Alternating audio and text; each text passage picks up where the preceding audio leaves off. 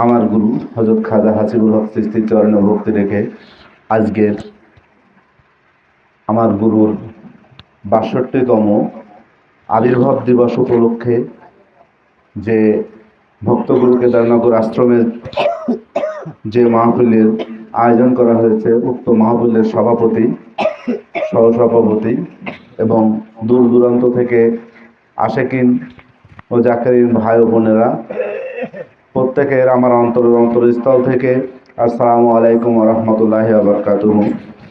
আমার এই মাইকের শব্দ এই গ্রামবাসীর যে পর্যন্ত পৌঁছায়, সকলেরই জ্ঞানার্থে একটা কথা যে বর্তমান সময় কাফেরদের পরিচয়টা যদি কোনো মানুষ তার নিজ থেকে মিলিয়ে নিতে পারে যে কোনটা কাফের, তাহলে নিশ্চয়ই কাফেরকে আল্লাহ বেহেশত দেবে না, নিশ্চয়ই দোজখেই দেবে। তাহলে আপনি যদি এটা বুঝে নিতে পারেন যে কাফের হওয়ার রাস্তাগুলো কি, এইটা আপনি জানতে পারলেই তখন আপনি ওই ফর্মার ভিতরে ফেলে দেখবেন যে আপনি কোন জায়গায় অবস্থান করছেন।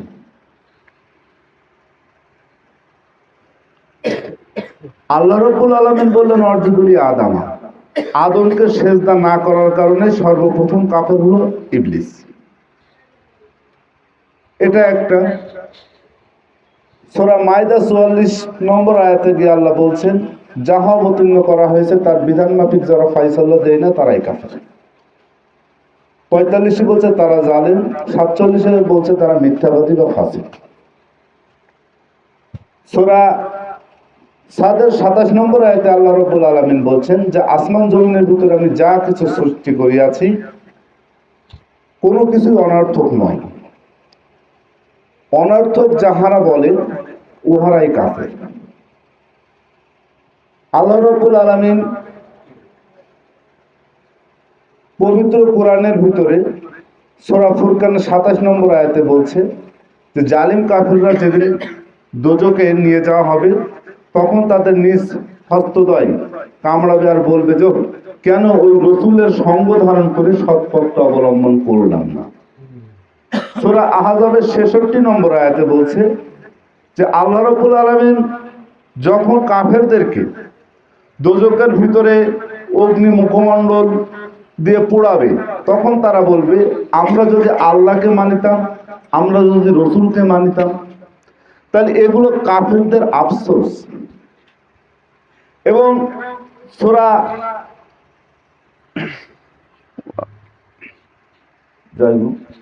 এবং পবিত্র কোরআনের ভিতরেই যখন কাফেরদেরকে দোজখের ভিতরে নিয়ে যাওয়া হচ্ছে তখন দোজখের যে দ্বাররক্ষী আছে, দ্বাররক্ষীরা প্রশ্ন করছে যে তোমরা কি করে কাফের হলে যে তোমাদের মধ্যে রাসূলগণ থাকার শর্তেও।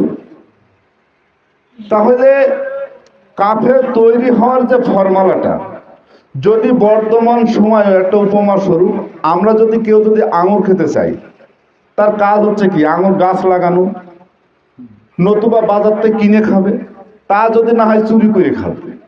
এই তো ফর্মুলা। আজ থেকে ২০০০ বছর আগে যদি কোনো মানুষ আঙুর খেতে চায় তারও তো একই ফর্মুলাই করতে হয়েছে। তাহলে নবী মুহাম্মদ সাল্লাল্লাহু আলাইহি সাল্লাম যখন ছিলেন তখনও রাসূলকে অস্বীকার করার কারণেই আবু জেহেল কাফের হলো। তাহলে বর্তমান সময়ে যারা রাসূলকে অস্বীকার করবে সেই একই পন্থায় তারাও কাফের হবে। আপনাদের অনেকের প্রশ্ন এই যে দূর দূরান্ত থেকে আপনারা এসছেন কেন? কারণ যেহেতু বিধানের বাইরে যদি কেউ বলে তাহলে সে কাফের। তো বিধানে আমরা যখন দেখছি যে এখনো আল্লাহ রাব্বুল আলামিন মুমিনদের মধ্যে হইতেই রাসূল রাখছেন। সূরা আল ইমরানের ১৬৪ নম্বর আয়াতে আল্লাহ বলছেন যে আমি রাসূলের মুমিনদের প্রতি অনুগ্রহ করিয়াছি এবং তাহাদের মধ্যে হইতেই আমি রাসূল প্রেরণ করি যে আমার আয়াতসমূহ তেলাওয়াত করে, তোমাদেরকে পবিত্র করে, তোমাদের কিতাব ও হিকমত শিক্ষা দেয়। তাহলে যেহেতু আপনারাও বলছেন আমরাও বলছি নবী মুহাম্মদ সাল্লাল্লাহু আলাইহি সাল্লাম ওফাত হওয়ার পরে মুমিন বান্দা ছিল, এখনো আপনারাও বলছেন যে পৃথিবীতে মুমিন বান্দা আছে, নতুবা তো পৃথিবী ধ্বংস হয়ে যেত। আমরাও বলছি মুমিন বান্দা আছে, আর আল্লাহ বলছে কি যে মুমিন থেকে আমি রসুল প্রেরণ করছি।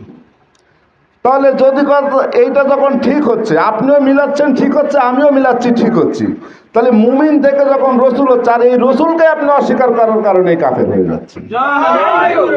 এই কারণেই রসুলদের জীবনটা সাধারণ মানুষের মতো জন্মদিন বলে গণ্য হয় না।